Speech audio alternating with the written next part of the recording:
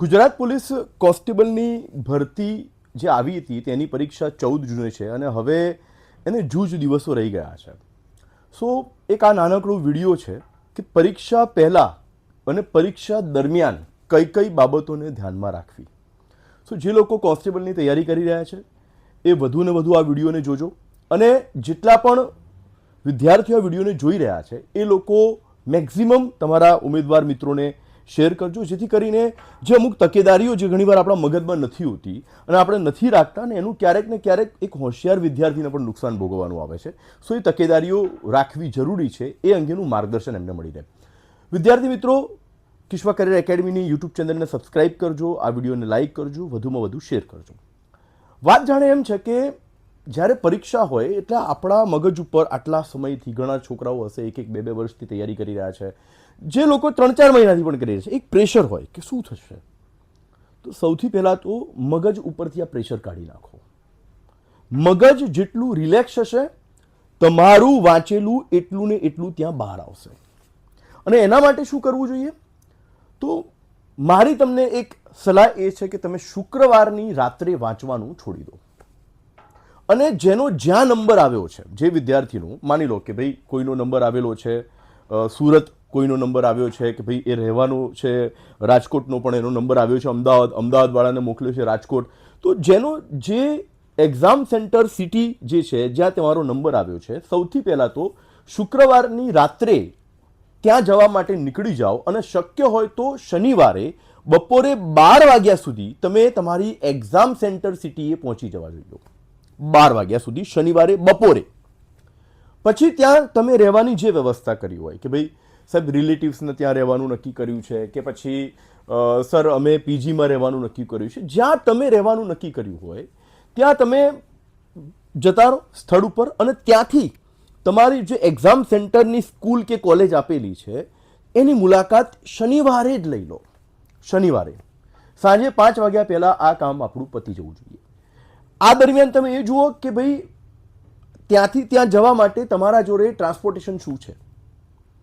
જો તમારા જોડે તમારી પોતાની બાઇક છે કે તમારું પોતાનું સાધન છે કે તમારે કોઈ પ્રાઇવેટ વ્હીકલ કરીને જવાનું છે કે તો એ અવેલેબલ છે કે નહીં, આ બધી જ અવેલેબિલિટી ચેક કરી લો અને ન હોય તો એની વ્યવસ્થા કરી લો. આ બધું સાંજે 5-6 વાગ્યા સુધીમાં પતી જવું જોઈએ. ત્યારે એના પછી સૌથી પહેલાં તો શનિવારની રાત્રે હળવું ભોજન લો. તમારું જે કોલ લેટર આવેલો છે આ કોલ લેટરની એક વ્યવસ્થિત ઝેરોક્સ તમારે કરાવવાની રહેશે. એક ઝેરોક્સ ઓલરેડી તમે જ્યાં તમે રહેતા હો ત્યાં રાખવાની છે, જ્યાં તમે રોકાયા હો ત્યાં રાખવાની છે. અને જે રિયલ કોપી છે, જે મેઇન કોપી તમે કાઢેલી છે, તમારે સાથે લઈ જવાની છે. તમારું શસ્ત્ર સરંજામ તૈયાર હોવું જોઈએ, જેમાં ટીકડા કરવાની પેલી જાડી પોઈન્ટવાળી પેન એ 2 થી 3 તમારી જોડે હોવી જોઈએ, સાદી પેન 1 થી 2 હોવી જોઈએ. સો આ શસ્ત્ર સરંજામ તમારું તૈયાર રાખો. તમારા પાકીટમાં તમારા આઈડી પ્રૂફ અને જરૂરિયાતના પૈસા 500,000 થી વધારે ન હોવા જોઈએ. આઈડી પ્રૂફની અંદર Aadhaar card, election card, driving licence કે પાન કાર્ડ તો મોટાભાગે વપરાતું નથી, પણ ડ્રાઇવિંગ લાયસન્સ. સો આવા 3-4 આઈડી કાર્ડના અસલ કોપી અને જરૂરિયાતના પૈસા સિવાય પાકીટમાં કોઈ વધારાના કાગળિયા હોય તો કાઢી નાખવા. મોબાઈલ મોટાભાગે ઘણા સેન્ટરમાં મોબાઈલ મૂકવાની વ્યવસ્થા હોય છે, ઘણામાં હોતી નથી. એટલે આપણે સારી વસ્તુ એ છે કે જો તમે જ્યાં રોકાયા હોવ અથવા તો તમે ક્યાંક કોઈને સાથે લઈ જતા હોવ તો એને મોબાઈલ આપી શકો છો, તો જ્યાં રોકાયો ત્યાં મૂકી શકો છો. અથવા જો સેન્ટર પર વ્યવસ્થા હોય તો બેસ્ટ છે. તમે શનિવારની રાત્રે 9 વાગે પથારીમાં પડી જાઓ. એકદમ સાદું ભોજન, દાળ ભાત, એકદમ સાદું ભોજન. એવું નથી બહાર ફરવા ગયા છે ખાઓ ને બીજા દિવસે પેટ ના બગડવું જોઈએ. અને 9 વાગે જેને હાય હેલો, જેને બેસ્ટ ઓફ લક કહેવાનું છે બધું પતાવી દો અને 9-9:30 પથારીમાં પડી જાઓ.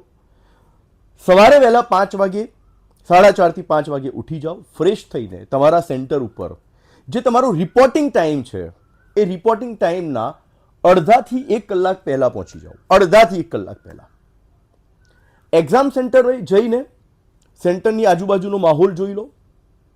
ઉપરાંત કોઈએ ત્યાં સાથે ચોપડી લઈ ના જવી. ભાઈ આટલું બધું વાંચ્યું છે, હવે છેલ્લી ઘડીએ ચોપડી લઈને ત્યાં માથાકૂટ ના કરાવાય. જેવું અંદર એન્ટ્રી આપે છે અંદર એન્ટ્રી લઈ લો. તમારા એક્ઝામ રૂમમાં જતા રહો. કોઈ પણ જાતની માથાકૂટમાં પડ્યા વગર ખાલી એક્ઝામ રૂમ એકવાર નજર કરી લો. કોઈ કદાચ તમારા સાથે પણ આવ્યો છે, તમારું મિત્ર છે, કેવી તૈયારી છે, મળે છે, સારી છે, બસ નથિંગ એલ્સ. અને ત્યાં બિલકુલ જેવું તમને પેપર મળે છે, સૌથી પહેલાં પેપરનું એક એક પેજ ચેક કરી લો. કોઈ જગ્યાએ પ્રિન્ટિંગ મિસ્ટેક તો નથી, પ્રિન્ટિંગથી કોઈ પાનું છપાયું તો નથી, કોઈ પાના ડબલ વાર તો નથી આવ્યા. આ બધું જ પહેલાં 5 મિનિટમાં ચેક કરી લઉં. દેન પાર્ટ એ અને પાર્ટ બી તમારી જે સ્ટ્રેટેજી હોય, પણ મારી એક એડવાઇસ રહેશે કે તમે જે સ્ટ્રેટેજી લઈને ગયા હો, પણ જેવી પીચ એવી બેટિંગ, જેવી પીચ એવી બેટિંગ.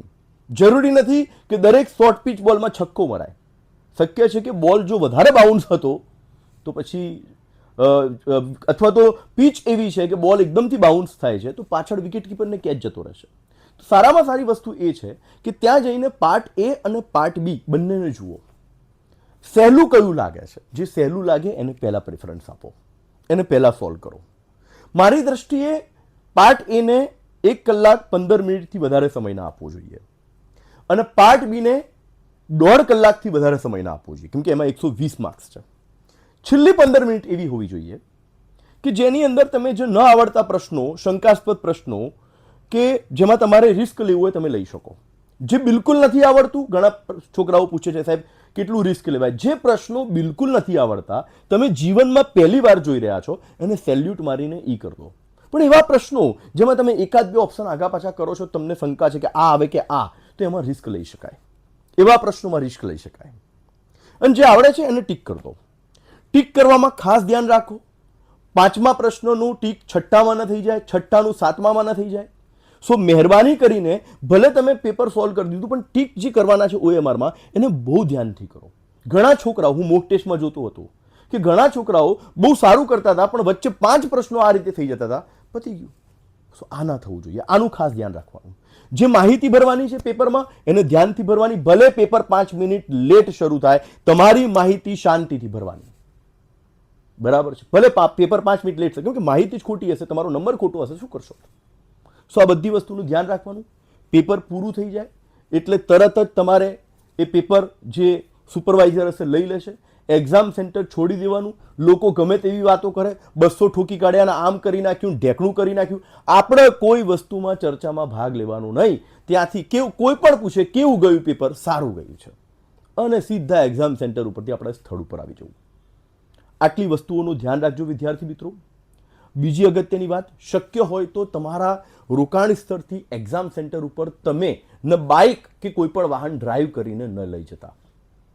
ઘણીવાર એવું થાય કે આમ ક્યારેક કશું ના થતું હોય પણ એ દિવસે કંઈક ને કંઈક અડી જાય. એના કરતાં તમારા મિત્ર કે તમારા જે સાથે અથવા તો પ્રાઇવેટ વ્હીકલ, ઓલા ઉબેર હવે બધી જગ્યાએ અવેલેબલ છે, એનો ઉપયોગ કરો. બરાબર છે? અને એના દ્વારા એક્ઝામ સેન્ટર સુધી પહોંચો. વિદ્યાર્થી મિત્રો, આ જરૂરી બાબતોનું ધ્યાન રાખજો. મને વિશ્વાસ છે કે તમને આ વિડીયો ગમ્યો હશે. વધુમાં વધુ આને શેર કરજો અને ગુજરાતના કોન્સ્ટેબલના તમામ ઉમેદવારોને મારી તરફથી ખૂબ ખૂબ ખૂબ બેસ્ટ ઓફ લક. વિજય ભવ. જય હિન્દ.